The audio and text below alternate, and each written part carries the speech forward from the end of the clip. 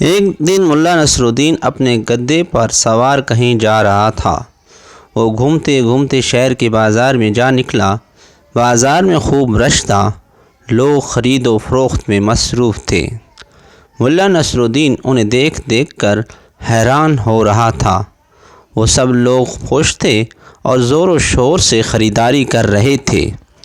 ملا نصرالدین اپنے گدے پر سوار آگے بڑھنے لگا۔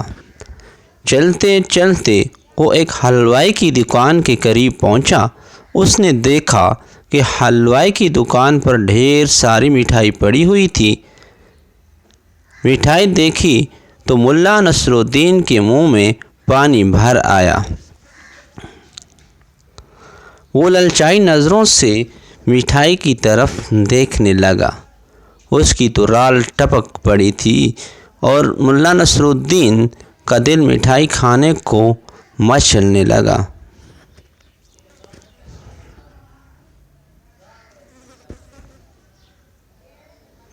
ملا نصرالدین نے دیکھا کہ حلوائی آنکھیں بند کیے دکان پر بیٹھا ہے اور ڈھیروں مٹھائی اس کے سامنے رکھی ہوئی تھی۔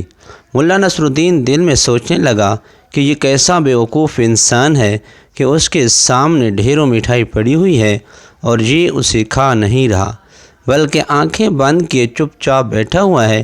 ملا نصرالدین حیرت سے حلوائی کی طرف دیکھنے لگا اور سوچنے لگا کہ مٹھائی کیسے کھائی جائے۔ اس نے سوچا کہ چلو مٹھائی خرید کر کھاتا ہوں۔ یہ سوچ کر جیبیں ٹٹولی تو دنگ رہ گیا۔ جیبیں تو خالی ہیں، ان میں ایک ٹوٹی کوڑی بھی نہیں ہے۔ اب تو ملا نصرالدین بڑا پریشان ہوا۔ اس کو تو مٹھائی کھانے کو دل چاہ رہا تھا اور پیسے اس کے پاس نہیں تھے۔ اب کیا کیا جائے؟ ملا نصرالدین کوئی ترکیب سوچنے لگا مگر کوئی ترکیب ذہن میں آ ہی نہیں رہی تھی۔ ملا نصرالدین نے دیکھا کہ دکاندار ابھی تک آنکھیں بند کیے بیٹھا ہوا ہے، اسے تو کسی چیز کا ہوش ہی نہ تھا۔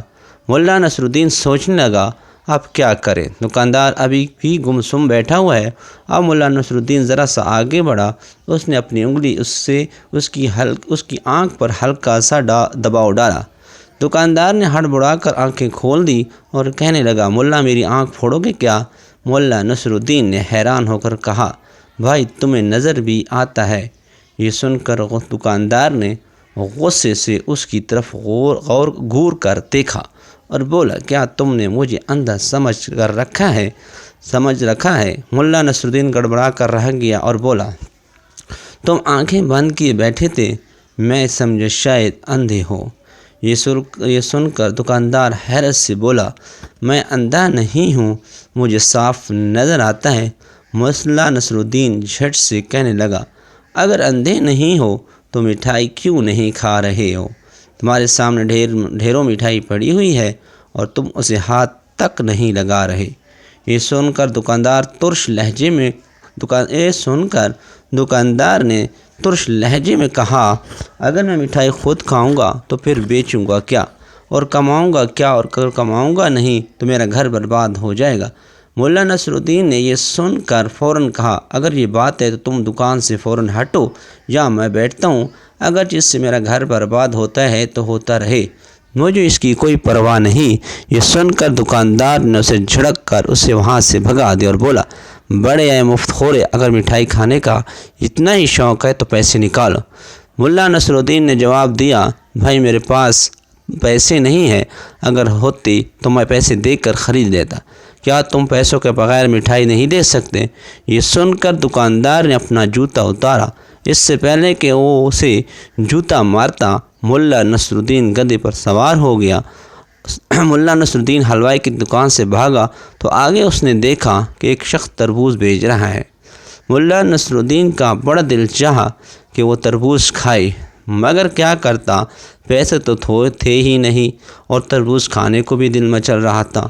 وہ کتنی دیر تربوز والے کے پاس کھڑا اسے دیکھتا رہا اور پھر ہمت کر کے آگے بڑھا اور تربوز والے سے کہا میاں اللہ کے نام پہ ایک تربوز دے دو۔ تربوز والے نے غصے انداز میں اس کی طرف دیکھا اور خاموش رہا۔ ملا نصرالدین کا تربوز کھانے کو بہت دل کر رہا تھا۔ وہ تربوز والے کی خوشامد کرتے ہوئے بولا بھائی اللہ کے نام پہ ایک تربوز دے دو۔ اللہ تمہارے کاروبار میں برکت دے۔ اب تربوز والے کے چہرے پہ ناگواری کے اثرات ابھر آئے اور غصے سے بولا، ابھی تو میں ایک پیسے کا تربوز بھی نہیں بیچا اور تم آ گئے ہو مفت میں تربوز لینے کے لیے، چلو بھاگو بھکاری کہیں کے۔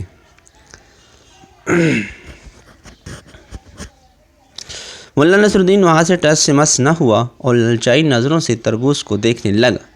یہ دیکھ کر تربوز والے نے کہا، میاں جاؤں کوئی تربوز وربوز نہیں میرے پاس سے۔ یہ سن کر ملا نصرالدین نے کہا، تو پھر یہ کیا بیچ رہے ہو؟ دکاندار نے جھلا کر کہا، یہ تربوز ہے میاں، تمہیں نظر نہیں آتا؟ ملا نصرالدین نے برچستہ جواب دیا، ابھی تو تم کہہ رہے تھے کہ ہمارے پاس تربوز نہیں ہے اور اب تم خود کہہ رہے ہو کہ تربوز ہیں، میں تمہاری کس بات پر یقین کروں، پہلی یا دوسری بار؟ دکاندار نے قہر آلود نظروں سے ملا نصرالدین کی طرف دیکھا، پھر اس نے چھانٹ کر ایک گلا سڑا تربوز اٹھایا اور ملا نصرالدین کی طرف بڑھا دیا۔ ملا نصرالدین حیرت سے اس تربوز کی طرف دیکھنے لگا۔ اتنے میں وہاں سے ملا نصرالدین کا ہمسایہ گزرا اور بولا، ملا جی یہ کیا گلا سڑا تربوز خرید لیا ہے؟ پیسے بھی خرچ کیے اور تربوز بھی گلا سڑا لے لیا۔ ملا نصرالدین نے کہا، بھائی میں نے تربوز خریدا کہاں ہے؟ ہمسایہ نے حیرت سے پوچھا، تو پھر یہ کیا ہے؟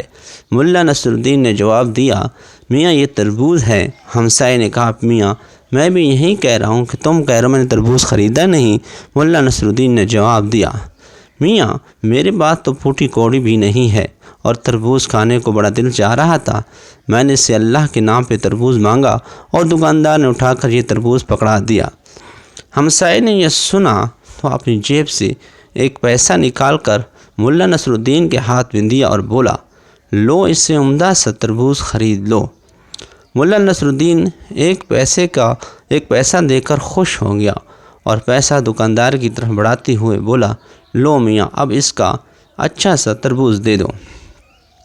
پیسہ دیکھ کر دکاندار خوش ہو گیا اور اس نے ملا نصرالدین کے ہاتھ سے پیسہ لے لیا۔ اس نے چھانٹ کر ایک عمدہ سا تربوز نکالا اور بڑی عزت کے ساتھ ملا نصرالدین کے ہاتھ میں تھما دیا۔ اب ملا نصرالدین کے ہاتھ میں ایک پیسے سے خریدا ہوا عمدہ تربوز اور دوسرے ہاتھ میں گلا سڑا تربوز تھا۔ ملا نصرالدین دونوں تربوزوں کو غور سے دیکھنے لگا، پھر بولا، واہ میاں والا، اللہ کے نام پہ تم نے مجھے یہ گلا سڑا تربوز دے دیا اور ایک پیسے کا عمدہ سا تربوز دے دیا۔ یہ سن کر تربوز والے نے سر شرم سے جھکا دیا اور میاں